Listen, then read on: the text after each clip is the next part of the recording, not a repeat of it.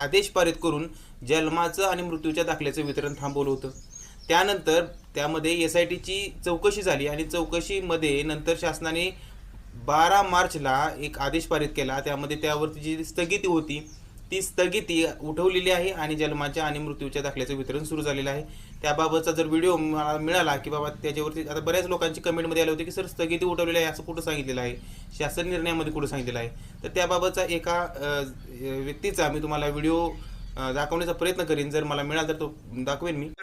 उशिरा जन्म व मृत्यू प्रमाणपत्र देण्याबाबतची स्थगिती आता उठवण्यात येत आहे आणि आज जो 12 मार्च 2025 ला सार्वजनिक आरोग्य विभागाने जी SOP ठरवली आहे त्या SOP प्रमाणे आता राज्यामध्ये जन्म मृत्यू नोंदणीबद्दल आता कारवाई सुरू झालेली आहे। तर त्यावरची स्थगिती उठलेली आहे आणि आता त्याबाबतची संपूर्ण आता जी प्रोसिजर आहे ती आता मी तुम्हाला सगळी प्रोसिजर सांगणार आहे।